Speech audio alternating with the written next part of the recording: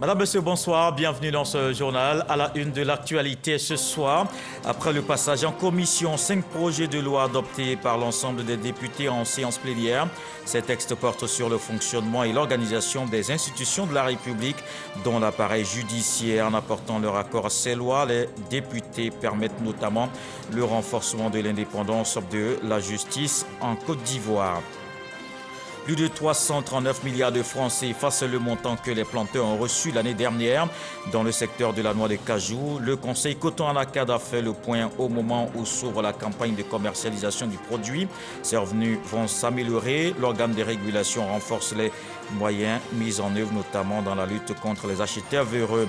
Dans le dossier Vidici de ce soir, on se donne rendez-vous à Bofia, le village d'une voix qui a marqué la musique ivoirienne. Ala Thérèse formait avec son époux le duo qui a révolutionné la pombo, rythme musical traditionnel chez les Baoulés.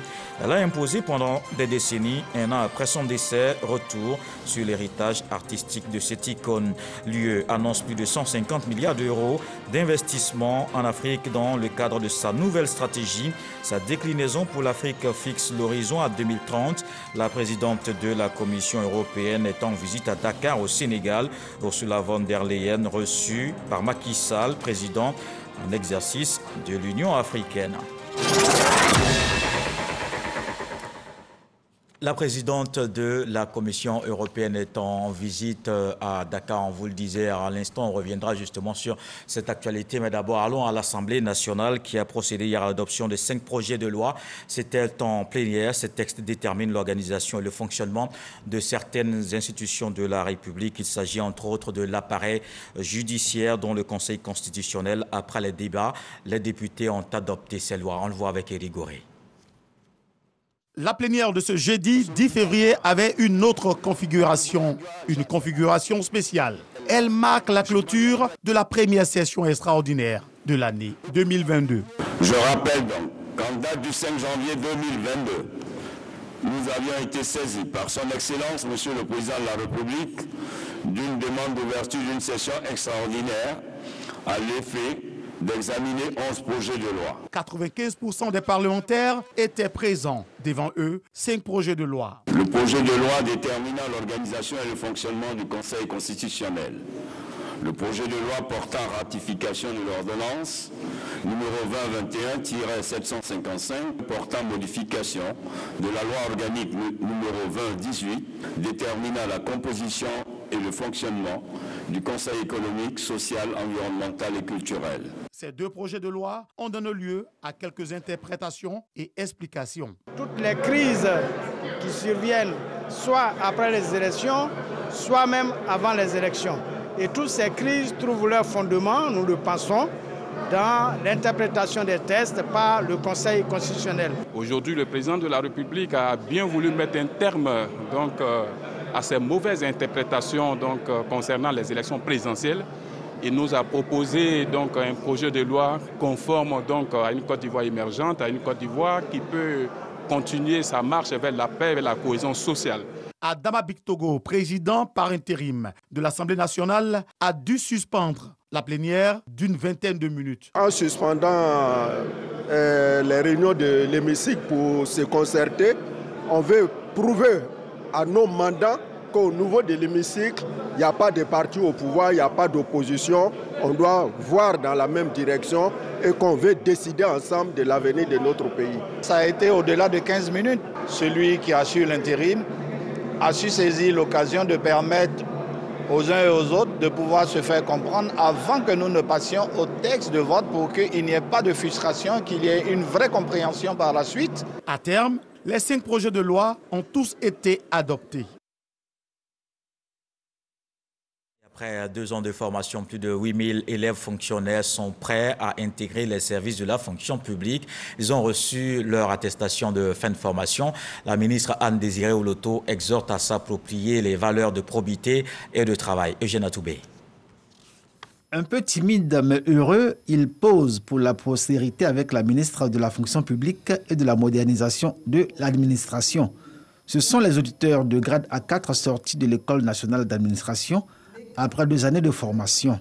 Ces hommes et ces femmes, nouveaux fonctionnaires et agents de l'État, appelés à servir dans l'administration publique ivoirienne. La tâche n'est pas facile. Il faut se rapprocher des anciens. C'est un sentiment d'abord de fierté de faire partie de la grande famille de la fonction publique de Côte d'Ivoire pour porter haut les couleurs de notre drapeau. Ils sont au total 8259 auditeurs, issus de tous les grades de l'administration, à recevoir leur attestation de fin de formation et le statut de la fonction publique. Leur parcours a commencé en 2020, année de leur admission à l'ENA, à l'issue des concours administratifs organisés par le ministère de la fonction publique et de la modernisation de l'administration. L'aventure qui s'ouvre à vous devra consacrer en chacun de vous l'esprit du sacerdoce, c'est-à-dire du don de soi au service du bien de la collectivité. Votre essence et votre existence dans l'administration n'auront pour seul et unique objectif que de servir les populations et non de vous servir. Les nouveaux fonctionnaires QV 2020 auront plus de chances que les promotions précédentes pour ce qui est du paiement du premier mandatement, appelé communément rappel. Anoloto a donné instruction au directeur général de la fonction publique pour que ceux-ci touchent leur solde dans un délai maximum de 6 mois à compter de la date de leur prise de service. Une décision qui met du baume au cœur de ces nouveaux fonctionnaires. Et ces nouveaux fonctionnaires qui doivent aussi s'impliquer dans la lutte contre la corruption. Le ministre de la Promotion de la Bonne Gouvernance continue sa mission. Zoro Epifane Balo s'est entretenu avec l'ambassadeur d'Égypte en Côte d'Ivoire. Une rencontre pour partager les expériences sur la bonne gestion des affaires publiques. Espérance Diakale Chekone. Suite à la conférence des Nations Unies contre la corruption tenue en décembre dernier en Égypte, où il a été question de l'engagement des États africains contre ce fléau, l'ambassadeur d'Égypte en Côte d'Ivoire a rendu une visite au ministre de la Promotion de la Bonne Gouvernance, du renforcement des capacités et de la lutte contre la corruption. Cette rencontre était l'occasion d'aborder plusieurs pistes de collaboration en matière de bonne gouvernance et de lutte contre la corruption. Monsieur le ministre a dirigé une forte délégation ivoirienne lors de la 9e conférence des États partis au traité pour la lutte contre la corruption en Égypte qui s'est tenue à Sharm el-Sheikh au mois de décembre. Et ils ont eu une participation vraiment très active et très intense. Et je suis passé cet après-midi voir comment est-ce qu'on pourrait renforcer davantage la coopération entre les deux pays dans le domaine de la lutte contre la corruption et la bonne gouvernance. Les plus hautes autorités égyptiennes en charge de la lutte contre la corruption ont apporté tout l'appui à la Côte d'Ivoire en termes de partage d'expériences. Et il a été convenu de renforcer la coopération avec l'Égypte en matière de bonne gouvernance et de lutte contre la corruption. L'Égypte est l'un des rares pays d'Afrique aguerris en termes de formation et de sensibilisation dans la lutte contre la corruption. La Côte d'Ivoire compte s'inspirer de ce modèle. On reste donc dans la coopération. La directrice du bureau Afrique de l'Ouest et du centre de l'UNFPA en visitant Côte d'Ivoire, un séjour qui permettra de renforcer les liens. Une occasion également pour échanger avec les autorités ivoiriennes sur les engagements du pays dans la conférence internationale sur la population et le développement. Didier Nguessan. La directrice régionale du Bureau de l'Afrique de l'Ouest et du Centre du Fonds des Nations Unies pour la population, UNFPA, est en visite en Côte d'Ivoire pour renforcer la coopération entre le pays et l'institution onusienne.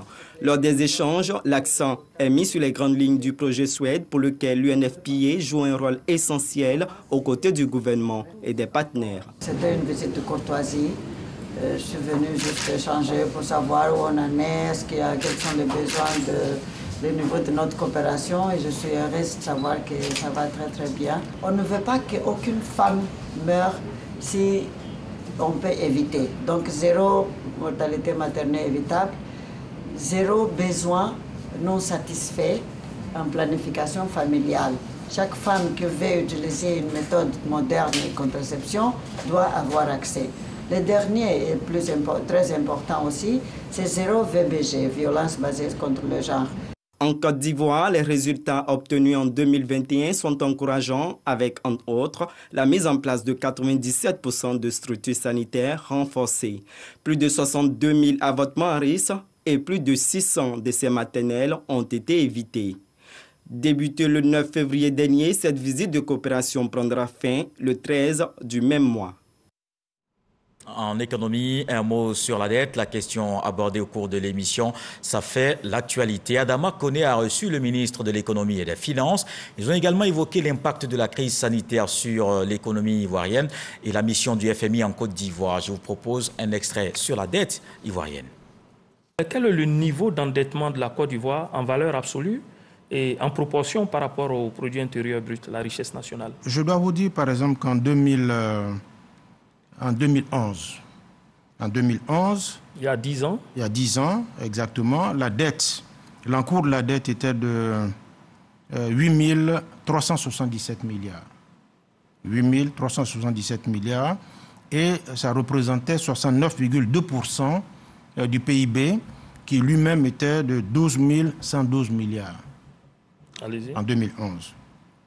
Alors aujourd'hui, en 2021, je vous parle donc de 19 800 milliards. Et quand vous regardez le PIB en 2021, il est de 38 439 milliards. Quand on se projette en 2022, puisque nous sommes déjà en 2022, l'encours de la dette sera de 20 900 milliards par rapport à une richesse nationale de 42 000 milliards. Vous voyez, quand on fait le ratio, on va se retrouver en 2022 là à 50%.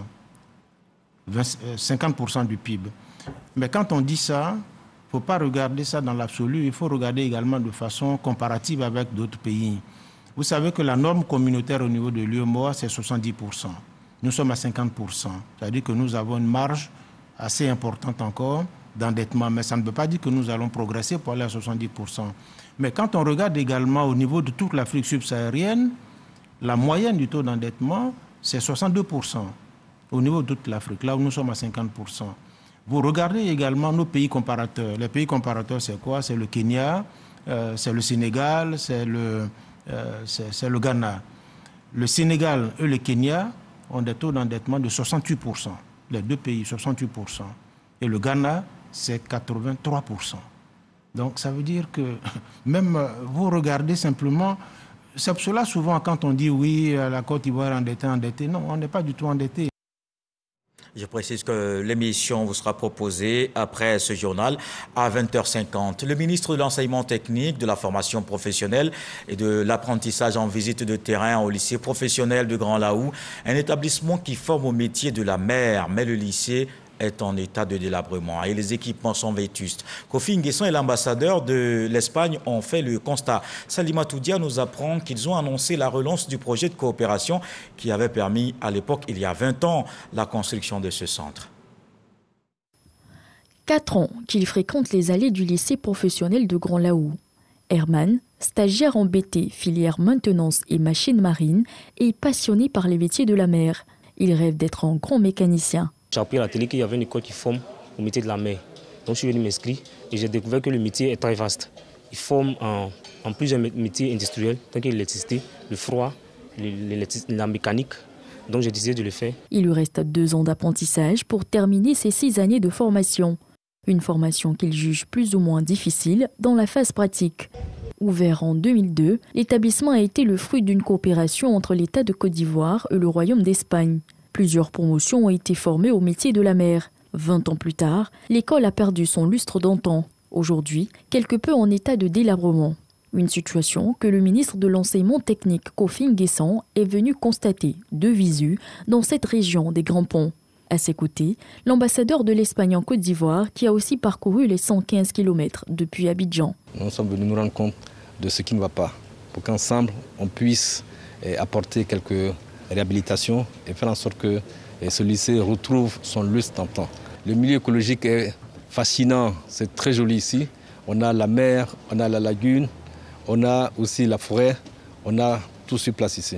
Il faudra faire en sorte que cet établissement attire de nombreux jeunes, que ce soit de notre pays ou de la région africaine, qui viennent ici pour se former au métier de la pêche. Pour l'Espagne, l'engagement aux côtés de la Côte d'Ivoire devrait continuer en 2022. Continue pour pouvoir assurer une formation de qualité, continue pour aider la jeunesse ivoirienne à avoir accès à une éducation qui permet de trouver des emplois de qualité. Offrir les meilleures conditions d'apprentissage possibles aux jeunes et les former au métier reste l'ambition de l'État ivoirien. Dans le monde agricole, c'est parti pour la campagne de commercialisation de la noix de cajou. Le directeur général du Conseil Coton Anacarde, Dr Adama Koulibaly, a fait le bilan ce vendredi de l'exercice 2021. On retient que malgré les effets négatifs de la Covid-19, les planteurs ont reçu au total plus de 339 milliards de francs CFA. Des revenus borchants qui devraient s'améliorer cette année en raison de l'augmentation du niveau de la production. Il a dit sa détermination à continuer la lutte contre les acheteurs véreux. Le reportage de Lanciné Bakayoko. La campagne de commercialisation Cajou 2021 s'est caractérisée par une relative stabilité des prix en comparaison aux dernières campagnes. Une relative stabilité liée à l'évolution du dollar et à une meilleure surveillance des frontières entraînant une bonne expression du jeu de la concurrence. Résultat, plus de 339 milliards de francs CFA ont pu être distribués aux producteurs de cajou, en augmentation de 14% par rapport à la campagne précédente. Ce dynamisme est le fruit de l'engagement du gouvernement à travers des mesures réglementaires et opérationnelles fortes en faveur du secteur privé. En ce qui concerne les perspectives, la campagne 2022 s'annonce prometteuse, avec des projections de production dans l'ordre de 1 040 000 tonnes de cajou. 17% de ce volume, soit 180 000 tonnes, devraient être transformées localement. Ces prévisions vont s'accompagner d'un resserrement des mesures aux frontières terrestres afin de freiner la fuite de la production ivoirienne vers les pays voisins. Les acteurs de la filière, dans leur ensemble, sont invités au respect scrupuleux des dispositions pratiques et de la commercialisation de la campagne 2022. C'est le 4 février dernier que le gouvernement a fixé les prix de la noix de cajou. 305 francs le kilogramme bord-champ, 330 francs dans les magasins intérieurs, contre 359 francs dans les entrepôts usinés. Au niveau du port, le prix plancher non négociable a été fixé à 389 francs CFA. La Covid-19 qui a marqué le monde agricole reste encore active. Les autorités sanitaires insistent sur le respect des mesures de lutte contre cette pandémie. Voici le point en chiffres de ce vendredi.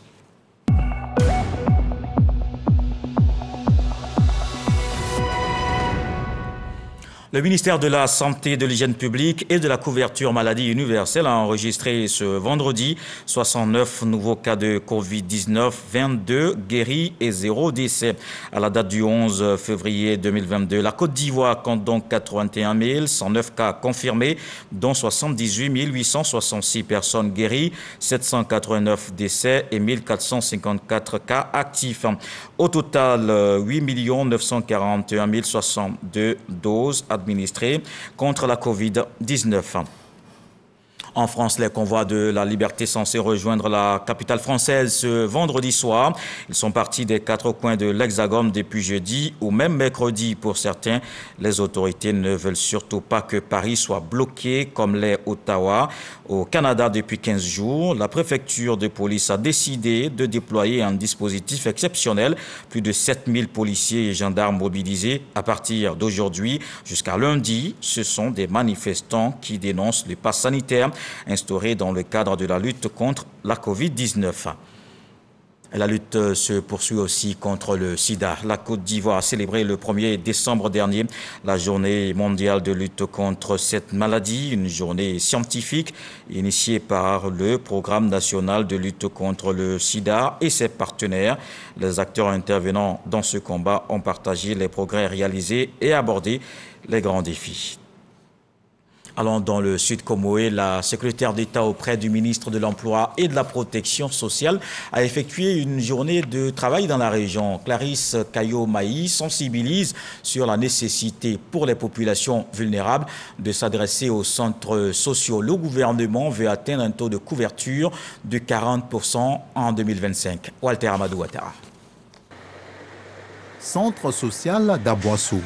Le directeur régional de la protection sociale reçoit des mains de la secrétaire d'État auprès du ministre de l'Emploi et de la protection sociale de façon symbolique les clés de 17 motos. Une action du programme des filets sociaux productifs qui, selon l'administrateur, va contribuer à la mobilité des agents des différents centres sociaux bénéficiaires. Le Sud Comoé compte 10 centres sociaux qui sont répartis sur les 4 départements que compte la direction du Sud Comoé, ont pour rôle de détecter les vulnérabilités, véritablement les prendre en charge, 17 motos pour aider les agents des centres sociaux à être plus mobiles et aller vers les populations vulnérables. Mais avant, le chantier du centre social d'Ayamé a été visité. En attendant la fin des travaux, les potentiels futurs usagères du centre ne cachent pas leur joie. Le centre est la bienvenue parce qu'on dit que le centre c'est pour s'occuper des veuves, des orphelins, des enfants de la rue. C'était à la mairie, c'était un peu difficile. Ici on a de l'espace, quand on va déjà à la maison, on sait qu'on sera bien accueillis. Au cours de cette mission, la secrétaire d'État a souhaité plus de visibilité pour les différentes actions sociales menées par le gouvernement.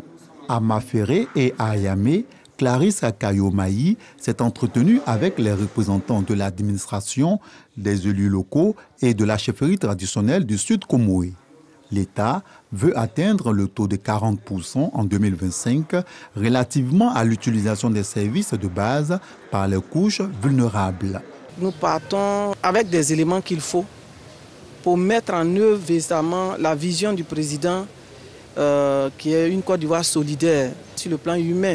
Et c'est pour ça qu'il y a un programme dédié au développement humain. Et dans ce programme-là, il y a un pilier qui est consacré à la protection sociale. Et donc, ça va nous permettre de véritablement orienter cette vision-là pour que la population sache que nous sommes à leur écoute et qu'il y a des projets qui sont en cours, il y a des projets qui sont mis en œuvre pour leur bien-être. Dans cette dynamique, partout où elle est passée, la secrétaire d'État auprès du ministre de l'Emploi et de la Protection sociale a su trouver le mot juste pour encourager les travailleurs sociaux à mieux exercer leur profession. Les personnes vulnérables, justement, dont on parlait à l'instant, sont au cœur des activités de la Fondation Djigui, La Grande Espérance. Elle a célébré ses 20 ans d'existence au service des populations en détresse. Une célébration qui a permis de faire le bilan de toutes les actions menées. 2000 personnes prises en charge par la Fondation. Evelyne Yoboué, Didier Nguessan.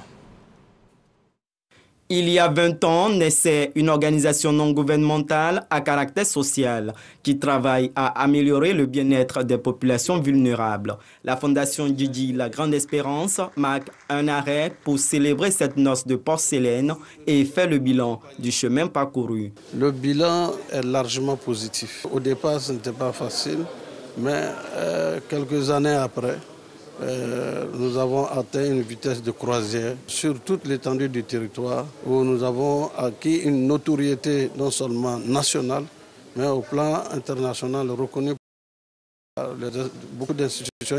Depuis sa création, l'organisation a pris en charge environ 2000 personnes, dont 1355 orphelins et 226 personnes vivant avec le VIH-Sida. Elle lutte également contre les mutilations génitales féminines et les violences basées sur le genre. Cette célébration, au-delà de l'aspect festif, est une occasion pour nous d'attirer notre attention afin que nous soyons tous sensibilisés à la détresse de nos sœurs et de nos filles afin d'y mettre fin. 20 ans, c'est la fin de l'adolescence et le début de la vie d'adulte. Que de chemin parcouru. La Fondation Djigui, La Grande Espérance, a travaillé sans relâche pour donner de l'espoir à ceux qui n'en avaient plus. Que d'actions vous avez menées, que d'initiatives vous avez proposées, que de projets vous avez présentés et réalisés. Cet anniversaire s'articule autour du thème « Résilience des organisations de protection des populations vulnérables en situation d'urgence ». La Fondation Djigui, La Grande Espérance, a vu le jour le 4 décembre 2001. et laissez-vous conduire à Bofia au son de la musique tradimoderne. Retrouvons-nous sur les traces de Ala Thérèse, celle qui a révolutionné la Kpongbo, ce rythme musical baoulé qui a séduit plus d'un. Pendant plusieurs décennies, amateurs et puristes ont été édifiés par ce duo Ala Thérèse, Ngoran la loi. Après ces beaux jours, elle a rangé le micro il y a aujourd'hui 2 ans. Allons dans ce village du département de Toumoudi pour voir ce qui reste encore de son héritage artistique. Ville issue de ce soir, c'est avec Serge Coléa.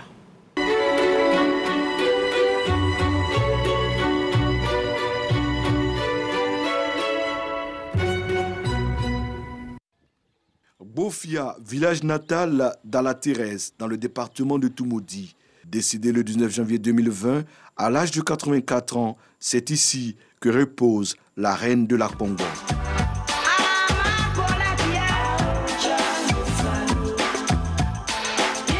Depuis une 50aine d'années, la prêtresse de la musique tradimoderne baoulée Ala Thérèse a mis le village sous les projecteurs. Aujourd'hui, à Bofia, son nom reste gravé dans les mémoires. Dans la cour familiale, nous rencontrons Kwasi, son petit frère. Les discussions quotidiennes ici tournent autour de sa célébrissime sœur. Mes enfants et moi constituons une partie de la lignée de la famille. Sa renommée nous a permis d'avoir de l'aide et du soutien pour l'organisation de ses funérailles et son inhumation. C'est Ala Thérèse qui nous a fait connaître au monde. Grâce à elle, nous sommes connus aujourd'hui.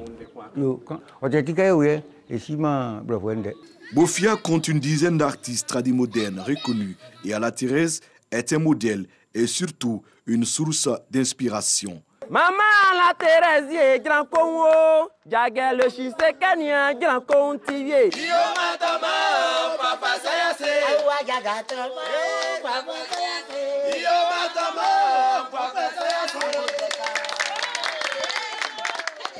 Maman Ala Thérèse a été vraiment un modèle pour moi, particulièrement parce que, étant dans la même famille avec elle, je la voyais faire son activité musicale et avec les bonnes choses qu'elle apportait dans la famille, avec les blancs qui la suivaient et partout le monde entier en parlait et tout ça. Donc forcément qu'elle m'a impacté. Moi, je fais du tradi moderne chrétien, je fais de la Kpongbo bien sûr, mais un peu modernisé, avec d'autres instruments, par exemple la oko et puis le tam-tam aussi. Chaque artiste y va de son style et de son rythme en s'appuyant sur la Kpongbo, le genre musical d'Ala Thérèse. Pour garder l'authenticité de la Kpongbo et pérenniser l'héritage artistique laissé par la défunte, chacun y met du sien. Prince est le fils de Ngoran la loi. Bénédicte est la nièce et Sosie d'Ala Thérèse. Les deux jeunes ont décidé de réformer le duo Ala Thérèse, Ngoran la loi.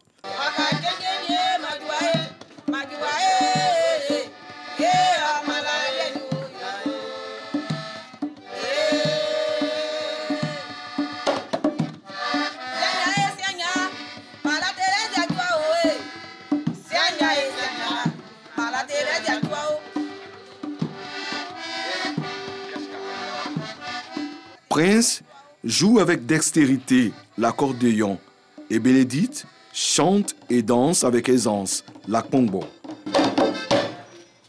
On a décidé de former le groupe pour pérenniser leur œuvre. Voilà. Parce que si on arrêtait de jouer tout d'un coup, on n'allait plus entendre parler d'eux et leur image allait s'éteindre. Donc voilà la raison pour laquelle on a décidé de pérenniser leur œuvre. Entourés des mêmes percussionnistes que leurs parents, sans grand moyen depuis près d'1 an, ces deux jeunes revisitent le répertoire du mythique couple.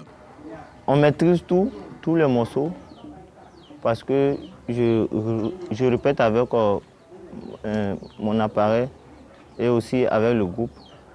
Peut-être que c'est les chansons que j'ai jamais entendues que je ne maîtrise pas. Sinon, ce n'est pas une question de se vanter, mais on maîtrise. Faire vivre les notes de l'accordéon et surtout remémorer au public la voix sublime et adoucissante d'Ala Thérèse. Les cadres du village, avec à leur tête Édouard Loukou, neveu de la diva, entendent s'impliquer dans la restauration de cet héritage. On a un projet. Le projet, c'est que le fils du vieux qu'on appelle affectueusement la loi junior est un pur produit de l'INSAC. Et aujourd'hui, cet enfant a besoin d'être encadré de sorte à faire valoir ce que son père a commencé, faire mieux que son père. Et on est prêt à l'encadrer. Le staff de la Thérèse en général, nous demandons l'aide de nos aînés, de nos frères, ceux qui ont aimé l'œuvre de la vieille, à leur donner les moyens, de sorte à leur permettre de continuer ce que la vie a commencé, pour qu'elle reste immortelle. En attendant la réalisation de ce projet par les cadres de Bofia, Prince et sa sœur continuent comme ils peuvent à chanter et à danser la Congo. L'objectif est de pérenniser l'héritage artistique laissé par Ala Thérèse et Ngoran Laloua. Avis d'ici de ce soir, comment Bofia sauvegarde l'œuvre de Ala Thérèse. Dans le reste de l'actualité, la présidente de la Commission européenne est en visite à Dakar, au Sénégal. Ursula von der Leyen, reçue hier jeudi par le chef de l'État, Macky Sall, par ailleurs président en exercice de l'Union africaine. Il a été question du prochain sommet UA-UE qui se tiendra à Bruxelles les 17 et 18 février. Elle annonce plus de 150 milliards d'euros d'investissement en Afrique dans le cadre de sa nouvelle stratégie baptisée Global Gateway. Sa déclinaison pour l'Afrique fixe l'horizon à 2030. L'argent ira aux énergies renouvelables, à la réduction des risques de catastrophes naturelles, à l'accès à Internet, au transport, à la production de vaccins ou encore à l'éducation. Et voilà qui met un terme à ce journal. Merci de l'avoir suivi. Retour de l'actualité, 23h avec Régis Kofi. Ce soir, le sage nous apprend qu'il ne faut pas regarder l'endroit où tu es tombé, mais plutôt là où tu t'es cogné le pied. Dieu le voulant, on se retrouve demain.